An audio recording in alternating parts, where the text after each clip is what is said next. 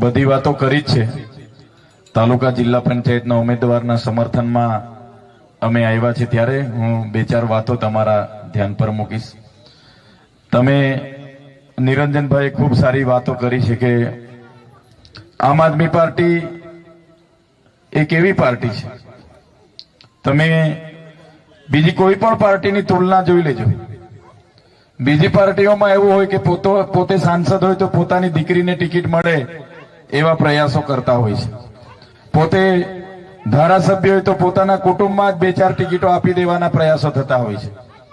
જ્યારે આમ આદમી પાર્ટીમાં તમારામાંથી તમને પૂછીને કે ભાઈ કોને લડાવીએ અને તમે જેને નામ આપો એને અમે ટિકિટ આપીએ છીએ. આ મંચસ્થ ઉપસ્થિત તમામ લોકોને તમે જોઈ શકો છો.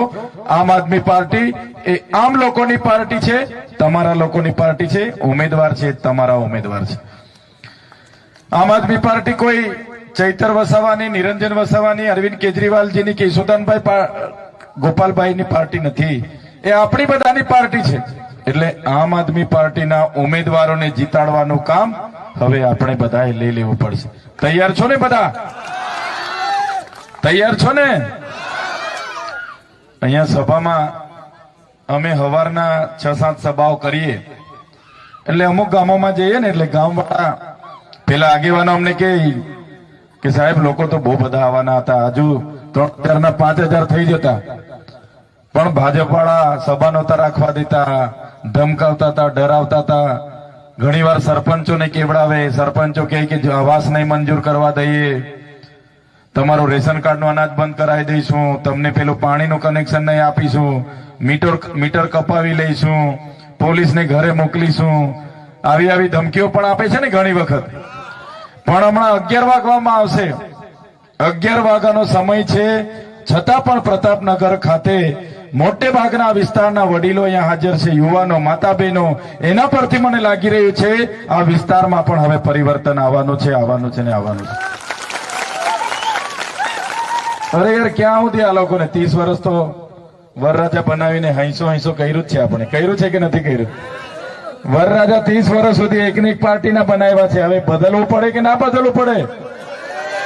આપણી પાસે અત્યાર સુધી બીજો વિકલ્પ નહોતો એટલે કોંગ્રેસ વાળાને પણ લાવતા હતા. પણ હવે કોંગ્રેસ વાળા બી હતા બરાબર, પણ થોડાક પાછા ભાજપમાં જતા રહીને પાછા આવે ને પાછા એમાં લડવા માંગે, એ બધી ગૂંચવણો ઉભી થઈ, માથાકૂટ ઉભી થઈ. અમે તો ચોખ્ખાન ચંદન જેવા છે ભાઈ, લડવું છે અમારે ભાજપ સામે, બરાબર ને? સહકાર આપવો પડશે કે નહીં આપવો પડશે? કોંગ્રેસ વાળા આજે દેખાતા નથી, ખબર નહીં શું કરે છે ને હું નહીં. એમની હું મીટિંગ ચાલે છે કઈ ખબર નહીં પડતી. અમે તો મેદાનમાં ભાતી દાદાની જેમ બંને હાથે તલવાર લઈને નીકળેલા છે. બસ તમારો સહકાર જોઈએ છે. ડોકું કપાઈ જાય તો ચાલે, પણ લડવાનું તો પાક્કું પૂરેપૂરું લડી નાખવાનું છે. તૈયાર છો ને બધા? એટલે તમારા આશીર્વાદ જોઈએ છે. અમે કોઈ પેલા લોકોની જેમ ધમકાવા નથી આવ્યા, ડરાવા નથી આવ્યા. પેલા લોકો તો ધમકાવીને જાય, ભાઈ મત નીકળવા જોઈએ, હા જોજો પછી હા ગ્રાન્ટ નહીં આવશે, હા પેલું કામ નહીં કરશું, હા નહીં કરશું. અમે તો તમારા પર રાજી ખુશીથી, તમે દિલથી તમને આશીર્વાદ આપી દેવાના કે ભાઈ જાઓ ચૈતરભાઈ, અમે બેઠા છે, અમારો હાથ તમારા માથા પર છે. એ વાત તમે કેવ, એ સમર્થન તમે આપો, એના માટે તમને વિનંતી કરવા માટે આવ્યા છે કે અમારા ઉમેદવારોને આશીર્વાદ આપજો અને જંગી બહુમતીથી જીતાડીને મોકલજો. અમે હર હંમેશ તમારો અવાજ બનીશું. આ ચહેરા તમે જોઈ લો. અમારી પાસે અહીંયા સત્તા નહોતી તો પણ અમે પોલીસની હેરાનગતિ સામે એસપી કચેરી અમે ગયા. એસપી ને બેસાડીને કીધું કે ભાઈ અમારા લોકોને હેરાન નહીં કરવાના. પણ પછી સાંસદ ને બધા કે જો પેલા એવા હતા હેરાન નહીં કરવાના કહી ગયા, પણ હેરાન કરો અમે બેઠા છે. કેમ કે અમે કરીએ એમને ના ગમે. એટલા માટે એકવાર કલેક્ટરમાં પણ ગયા. કલેક્ટરે તો ગેટના તાળા માર્યા હતા, કદાચ વિડીયો તમે જોયો હશે. માર્યા હતા ને? અરે ગેટના તાળાને હું અમે કઈ એમને થોડા, અમે તો કૂદીએ ને આ ખેતરોના હાથ એ બધા નદીઓ બધી પાર કરીને આવ્યા લોકો છે, જંગલો બંગલો તો અમે કૂદીને ગયા. કલેક્ટરમાં ઘુસ્યા, પોલીસ વાળા દરવાજા બંધ કર્યા, દરવાજા બી તૂટી ગયેલા. ખબર છે ને બધાને? કેમ કે કલેક્ટરની ઓફિસ એ કોઈના બાપની પેઢી નથી, એ જનતાની પૈસામાંથી બનેલી સેવા કરવાની ઓફિસ છે, એટલે બધાનો અધિકાર છે. કોઈ કલેક્ટર કે એસપી કે અમારો જેવો ધારાસભ્ય સાંસદ બહુ મોટો સાહેબ બનીને ફરતો હોય ને એને યાદ કરાવી દેવાનો કે ભાઈ તમારો પગાર અમારા ટેક્સ માંથી આવે છે, એટલે એને ખબર પડી જાય કે હું નોકર છું. અમારા જેવાનો પગાર પણ તમે આપો છો, તમારા ટેક્સ માંથી આવે છે, એટલે કોઈ ચિંતા કરવાની નથી. જે પણ ચૂંટાઈને જાય એને અહેસાસ કરવાનો કે ભાઈ જનતાનો સેવક છે. જે પણ નોકરી કરે એને અહેસાસ કરવાનો કે ભાઈ તમે નોકરી કરો છો તો નોકરી કરો. સાચી વાત છે કે ખોટી વાત છે? તો એ જાગૃતતા લાવવાનું કામ અમારું છે. જે પ્રકારે નર્મદામાં મનરેગા યોજના ચાલતી હતી, તમને બધાને ખબર છે, ગામમાં રોજગારી મળતી હતી, કોઈને બહાર જવાનું નહોતું રહેતું, ગામમાં રોજગારી મળી જતી હતી. આ વિસ્તારમાં કેટલા અંશે ચાલતી હશે મને ખબર નથી, પણ અમારા ડુંગરમાં તો આખા ગામોને એ જ રોજગારી પૂરી પાડે, એનાથી જ છોકરાઓને ભણાવે, દવાખાનાનો ખર્ચો અને પોતાનું જીવન નિર્વાહ ચાલતો હતો.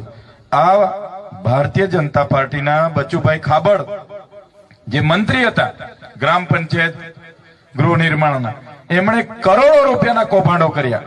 કોંગ્રેસના હીરા જોટવા જે ઉપપ્રમુખ છે ગુજરાતના, સાથે મળીને કરોડો રૂપિયાના કૌભાંડો કર્યા. અમે સરકારને કીધું આ કઈ માત્ર બચુભાઈ ખાબડ ને હીરા જોટવા એટલા નથી, એ તો હજુ નંબર જ પડતા હતા. બચુભાઈ ખાબડ, હીરાભાઈ જોટવા, હવે સાંસદ ને ધારાસભ્ય જિલ્લા પ્રમુખ બધા આવવાના હતા, પણ ત્યાં સુધી મને ખોટા કેસમાં લઈને જતા રહ્યા. બાકી બધાના ઘરે રેલો જવાનો હતો મનરેગાનો. બધા હાથે મળીને કૌભાંડો કર્યા છે અને એના કારણે જ આ યોજના બંધ થઈ છે. એના કારણે જ આજે રોજગારી નથી મળી રહી, આખા ગુજરાતમાં બંધ થઈ. અને મને કેવા કેસમાં તમને બધાને ખબર, અરે ગ્લાસ પણ કેવો, એમણે કીધું કે ભાઈ વજનદાર ગ્લાસ, મજબૂત ગ્લાસ ચૈતર વસાવાએ માથામાં માર્યો. અલા ભાઈ, મજબૂત ગ્લાસ આ ચૈતર વસાવા માથામાં મારે ને, પેલા ભાઈ હિદ્દો ઉપરનો રસ્તો પકડી લે, ટાટા બાય બાય જામ છું. સાચી વાત છે કે ખોટી વાત છે? મજબૂત વજનદાર ગ્લાસ આ ચૈતર વસાવા કોઈને મારે તો માણસ Tata bye bye good bye કહી દે કે નહીં કહી દે?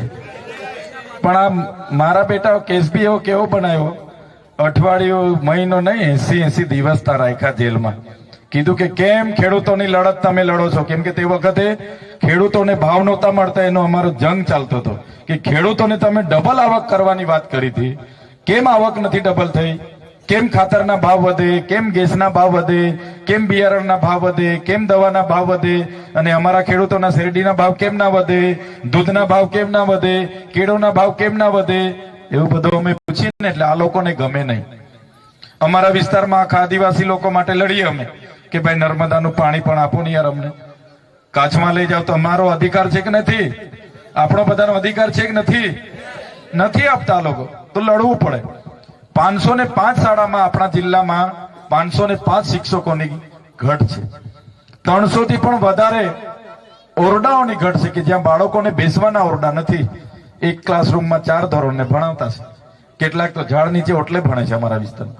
આંગણવાડી 309 જગ્યા, 309 કેન્દ્ર એવા છે કે ત્યાં આંગણવાડી નથી.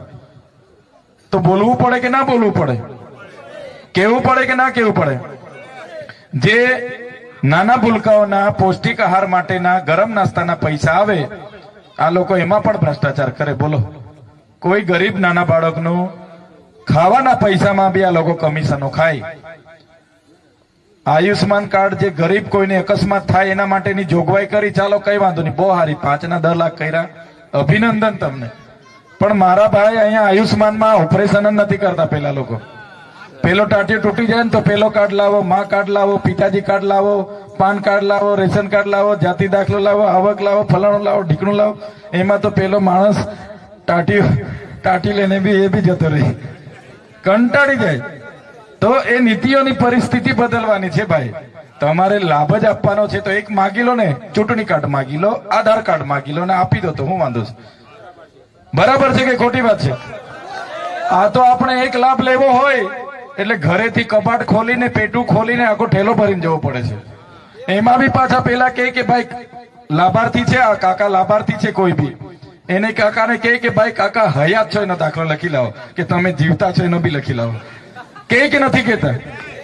પેલો માણસ ચાલતો જ છે તો બી કે હયાતીનો લખી લાવ, તો જ મેં માનું કે તું તે જ છે.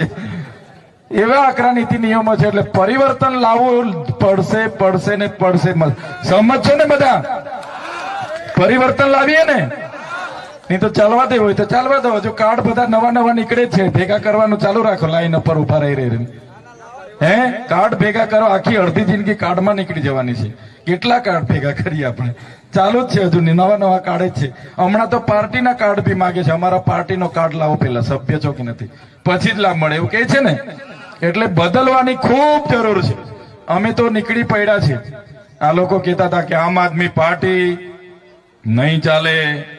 અહીંયા નાંદોદમાં કઈ ચાલતી હોય યાર એવું કે આ સાંસદ મને. મેં કીધું જોજો, હવે 2-3 વર્ષ જોઈ લીધું ને. આજે આમ આદમી પાર્ટી ચાલતી નથી, ગુજરાતમાં દોડે છે. 6500 ઉમેદવાર છે આપણા. 6500 ઉમેદવાર, એ પણ મજબૂત. એવા નહીં આલિયા માલિયા નહીં, મજબૂત. આ રીતેશભાઈ ને જોઈ લો, કૌશિકભાઈ ને જોઈ લો. કઈ ઘટે એવું છે? જોઈ લો. કઈ ઘટે તો બોલો. હા, એવા મજબૂત લોકો છે. પોલીસ વાળાએ 2-4 વખત બોલાવ્યા. હરસંઘવીએ કીધું બધા ઉમેદવારોને તળી પાડો. 2-4 વાર બોલાવ્યા. પૂછે ગાડી કેટલી, આ કેટલું, ફલાણું કેટલું, ઢીકણું કેટલું, કેમ આમ આદમીમાં ઉભા રહ્યા, કેમ ઉમેદવારી કરી, ફોર્મ ખેંચી લો, આ કરો તે કરો. અમારા ઉમેદવારોએ ગુજરાતમાં કીધું તમારાથી થાય તે કરી લો, ફોર્મ ખેંચાય નહીં. અમે તો લડવાના અને લડીએ છે. અમે એમની જેલોથી કાં ડરીએ છીએ? એવી જેલો તો અમારા મહાત્મા ગાંધીએ ખાધી છે, અમારા સરદારભાઈ પટેલ સાહેબે ખાધી છે, અમારા બિરસા મુંડાએ જેલમાં શહીદી વહોરી છે. અમે ક્યાં તમારી જેલોથી ડરવાના છે? ડરવાના છે આપણે. એમને કહી દેવાનું થોડી જેલો મોટી કરી લો તો શું છે, 5-5, 10 જણને નહીં બોલાવાના. બોલાવો હોય તો અમને 500 ને બોલાવો ને 1000 ને બોલાવો, અમે બધા જ આવવા તૈયાર છે. રોટલી તો આપે જ છે ને, કામ મરી જવાના છે. એટલે એવી કોઈ જેલો પેલોથી ડરવાનું નહીં. અમને બી જેલમાં નાખ્યા ને, વડોદરા જેલમાં રાખ્યા, આજે ડેડિયાપાડામાં નથી જવા દેતા મને. 9 મહિના થઈ ગયા. ડેડિયાપાડાની જનતાએ મને જયારે ધારાસભ્ય બનાવ્યો ત્યારે 1,03,443 મત આપ્યા હતા. 43,000 રૂપિયાની મારી લીડ હતી. એ જનતાએ એક પણ દારૂ નહીં, એક પણ રૂપિયો નહીં, એક પણ સાડી નહીં, એક પણ ચવાણું નહીં, છતાં મને ધારાસભ્ય ચૂંટ્યો. એમના માટે પણ જોરદાર તાળીઓ પાડો. અને સામાન્ય પરિવારમાંથી, એવું નહીં હું તો નોકરી કરતો હતો, વિસ્તરણ અધિકારી હતો, એમાંથી રાજીનામું આપીને ચૂંટણી લડ્યો ને કઈ નહીં મળે, ચૂંટી લાવ્યા. લોકસભામાં મનસુખભાઈ અમે લડતો હતો ત્યારે મને ડેડિયાપાડામાં પ્રવેશ બંધી હતી, નર્મદા જિલ્લામાં, ભરૂચમાં. 1,00,000 ને મનસુખ દાદાને 58,000 મત મળ્યા હતા. 1,18,000 મત મને જનતાએ આપ્યા હતા. 60,000 ની ડેડિયાપાડામાં લીડ હતી. આજે મને નથી જવા દેતા, પણ લોકો જાગી ગયા છે. લોકો જાગી ગયા છે. મેં ચૂંટાયો એના પહેલા તો તલાટી કમ મંત્રી તમને નહોતા મળતા. ત્યાં અમને અમારા વિસ્તારમાં તલાટી કમ મંત્રી ના મળે. આજે તો મંત્રીઓ ત્યાં અઠવાડિયામાં 2-3 મંત્રીઓ આટા મારતા થઈ ગયા. ફળીએ ફળીએ જાય છે. અને પેલા ગૃહમંત્રી હરસંઘવી તો જાણે ડેડિયાપાડાના જમાઈ હોય. કાલે બી આવ્યા હતા, એના 15 દિવસ પહેલા બી આવ્યા હતા, એના 15 દિવસ પહેલા બી જાણે કે અમારું ડેડિયાપાડા એની સાસરી હોય એવા આટા જ માર્યા કરે. ખબર નહીં ડેડિયાપાડા વાળા હું ખવડાશે, કઈ સમજ નથી પડતી.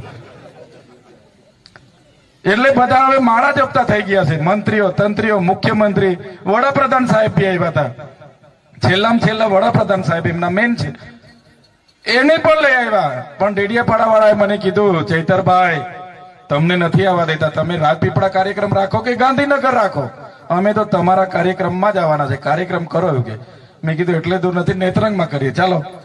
વડાપ્રધાનના કાર્યક્રમમાં 7,000 પોલીસ વાળા, આશા વર્કરો, આંગણવાડીઓ, ગામ સેવકો, તલાટીઓ, માસ્તરો એમ કરીને 7,000 કર્મચારીઓ, બીજા 2-5,000 લોકો હતા. આપણા નેત્રંગના કાર્યક્રમોમાં લોકો જોઈ લે ને તમે, લાખોની સંખ્યામાં આવી ગયેલા. એ જ જનતાનો પ્રેમ છે, એનાથી જ અમને હિંમત છે, એ જ તમારા આશીર્વાદ છે, એની જ અમારી તાકાત છે. આ લોકો અમારી પાછળ આદુ ખાઈને પડેલા, પણ અમે કોઈનું ખોટું કર્યું નથી, એટલે એમનાથી ડરતા નથી. અને તમારા આશીર્વાદ હોય તો કઈ ઘટે ના ઘટે ને. જેલમાં જઈને બી તમારા આશીર્વાદથી છૂટીને પાછા તમારી વચ્ચે આવીને ઉભા છે.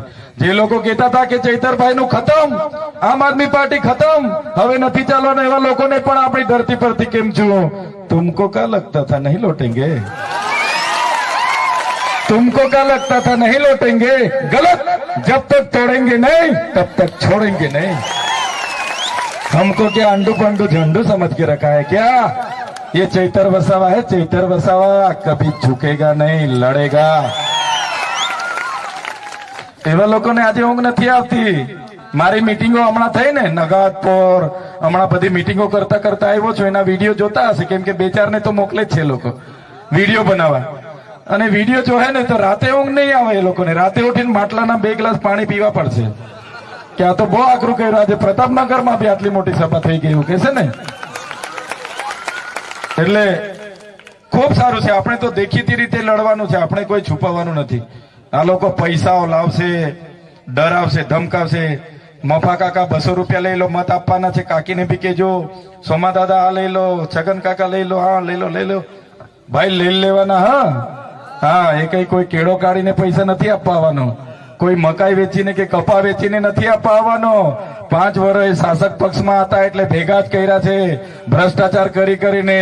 1000 આપે તો કેજો, આ બધું મારે જોવાનું છે. 5000 આપી જા, ભળ્યું જોવાનું છે. ઓકે, 5000 ઠોકી લેજો, પણ મત તો આપણા ઝાડુને જ આપજો. કહેવાનું આ ફળ્યું મારે જોવાનું છે. લાવ, સાચી વાત છે કે ખોટી વાત છે? હા, માગી જ લેવાનો, આપણા છે, પણ મત બગાડવાનો નથી, મત ઝાડુને જ આપવાનો છે. કેમ કે યાર વિધાનસભા ચાલતી હતી, એક બાજુ ખેડૂતો આંદોલન કરે. હું ગાંધીનગર હમણાં 16 ફેબ્રુઆરી થી 26 માર્ચ સુધી વિધાનસભા ચાલે. રોજના ખેડૂતો ટ્રેક્ટર લઈને આવે, વિદ્યાર્થીઓ આવે કે શિષ્યવૃત્તિ આપો, કેટલાક ભણેલા લોકો આવે કે શિક્ષકની ભરતી કરો, આંગણવાડીઓ આવે કે અમને કાયમી કરો, આશા વર્કરો આવે કે અમારો પગાર વધારો, આઉટસોર્સિંગ કર્મચારીઓ વાળા આવે કે અમને શોષણ થાય છે, અમને કાયમી કરો. હું તો 1 મહિનો ગાંધીનગર રહ્યો ને સત્રમાં, રોજના ઘમાસણ, રોજના આંદોલનો. વિચાર આવે હારું ગુજરાતમાં બધા જ નારાજ, પાટીદાર સમુદાય આખો આવે, રાજપૂત સમાજ આવે, એસસી સમાજ વાળા, આદિવાસી, બધા નારાજ છે. પણ હારું ખબર નથી પડતી આ કઈ રીતના જીતીને પાછા છેલ્લે આવી જાય છે. એટલે ડેડિયાપાડામાં ભલે લાગ્યા હોય, અમારી પાછળ ભલે લાગ્યા હોય, એની કોઈ ચિંતા કરવાની જરૂર નથી. આપણા તાલુકા અને જિલ્લા પંચાયતના ઉમેદવારો તમે જોઈ લો. અને અમે તો 3 જ વર્ષ હજુ ધારાસભ્યમાં થયા છે. એ લોકોને ડેડિયાપાડા પૂનમ ભરતા અમે કરી દીધા છે. અગર 15-20 વર્ષ રાજનીતિમાં ટકી જઈશું ને, આ ભાજપવાળાના બધાના છોતરા કાઢી નાખીશું અમે, કાઢી નાખીશું અમે, છોડીશું નહીં. કેમ કે એ લોકોએ લૂંટવાનું જ કામ કર્યું છે. એકવાર જિલ્લાનો પ્રમુખ બની જાય એટલે 5 પેઢીનું ભેગું કરી લે. મારો હાડો કરી લે કે ના કરી લે? 5 પેઢીનું ભેગું કરી લે.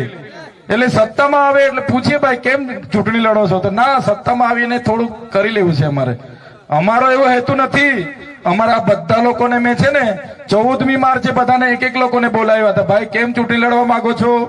આ લોકોએ કીધું સાહેબ અમે એટલા માટે ચૂંટણી લડવા માંગીએ છીએ કે સત્તામાં આવીને અમારે સેવા કરવાની છે. વિચાર કરો, સત્તામાં આવીને તમારી સેવા કરવા માટે ચૂંટણી લડે છે એટલે તમારે જીતાડવું પડશે, જીતાડવું પડશે ને જીતાડવું પડશે. એટલા માટે હું તમને વિનંતી કરવા માટે આવ્યો છું. બહુ જ ચર્ચા કરાય એવી છે, બહુ જ પ્રશ્ન છે, બહુ જ સમસ્યા છે. આપણે આંદોલન કરીએ, ધરણા કરીએ, નિવેદન કરીએ, આવેદન આપીએ, બધું 5 વર્ષ કર્યું, પણ હવે તક આવી છે. દર વખતે હું થાય 5 વર્ષ બધું કરી લઈએ, ચૂંટણી આવે એટલે પેલા 200 રૂપિયા આપી જાય, એમાં મત દબાવી આવીએ, થાય છે ને આવું. પણ આ વખતે એવું નથી કરવાનું. તમારો મત અમૂલ્ય છે. તમારો મત 5 વર્ષ કોણ કામ કરશે એને આપવાનો છે. એટલા માટે આ તક તમને મળી છે. બંધારણ દેશનું બન્યું, લોકશાહીમાં તમને મતનો અધિકાર મળ્યો છે. મારા ખેડૂત વડીલો બેઠા છે, મારી માતાઓ, મારા યુવાનો, બધાને મારી વિનંતી છે. અહીંયા તમામ સમુદાયના, પાટીદાર સમુદાય હોય, રાજપૂત સમુદાય હોય, આદિવાસી સમુદાય, તમામ વર્ગના લોકો બેઠા છે. મારી માતાઓ, બહેનો, બધાને વિનંતી કરવા આવ્યો છું કે એકવાર અમારા ઉમેદવારો પર તમે વિશ્વાસ મૂકો. ચોક્કસ અમે ખાતરી આપીએ છીએ કે તમારા માટે હર હંમેશ અમે આગળ રહીશું, બોલીશું, કામ કરાવીશું, બધું જ કરાવીશું, તમારી સેવા કરીશું. એ જ વિનંતી કરવા માટે હું આવ્યો છું. મને કહેતા આનંદ થાય છે અમારા જેવા સામાન્ય પરિવારમાંથી નેતા બનેલા લોકો માટે તમે લોકો 2-2 કલાક રાહ જોઈને બેઠા છે. ઘણા તો વડીલો છે જેમના આશીર્વાદ મળીએથી પણ અમારી હિંમત વધી જાય એવી છે. એવા વડીલો પણ 2-2 કલાકથી અમારી રાહ જોતા હતા. મારી માતાઓ, યુવાનો બધાનો ખરેખર હું ખૂબ ખૂબ આભાર માનું છું. બસ આવો સહકાર તમારો મળે, અમારા ઉમેદવારોને તમારા આશીર્વાદ મળે એ જ વિનંતી કરું છું. ધન્યવાદ. ભારત માતા કી જય.